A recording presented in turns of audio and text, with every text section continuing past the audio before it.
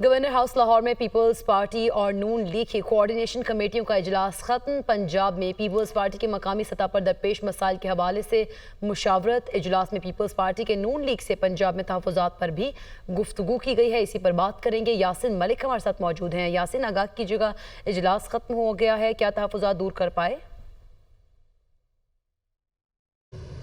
जी बिल्कुल, peoples party और नून league के दरमियान पावर शेयरिंग का मामला है और गवर्नर हाउस में होने वाले पीपल्स पार्टी और नून लीग की कोऑर्डिनेशन कमेटियों के अरकान का जो इजलास अभी चंद मिनट कबल ही ख़त्म हुआ है। इस इजलास में पीपल्स पार्टी के जो तहफ़्फ़ुज़ात है वो दूर करने की कोशिश की गई है और लोकल सतह पर जो पीपल्स पार्टी को पंजाब में मसाइल दरपेश है उस पर भी बातचीत की गई है।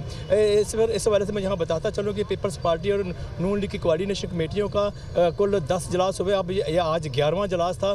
जो इससे कबल जो इजलास हुए 10 वो बेनतीजा रहे। अभी कुछ ही देर के बाद जो है वो ज़राए ये बता रहे हैं कि ब्रीफिंग भी दी जाएगी, उसमें पता चलेगा कि ये इजलास जो हुआ है इसमें किस हद तक जो वो कामयाबी हुई है। इसमें यहाँ बताता चलूँ कि इस इजलास में पीपल्स पार्टी की तरफ से गवर्नर पंजाब सरदार सलीम हैदर खान, इसके अलावा राजा परवेज़ अशरफ, मखदूम अहमद महमूद के अलावा जो है अली हैदर गिलानी, नदीम अफजल चंद और हसन मुर्तज़ा शरीक हुए। और इस इजलास में मुस्लिम नून की तरफ से नायब वज़ीर आज़म इसहाक़ डार के अलावा आज़म नज़ीर तारा, राना सनाउल्लाह, स्पीकर पंजाब असम्बली से मोहम्मद खान, मलिक मोहम्मद खान। बहुत शुक्रिया यासिन मलिक, आप हमें आगाह कर रहे थे।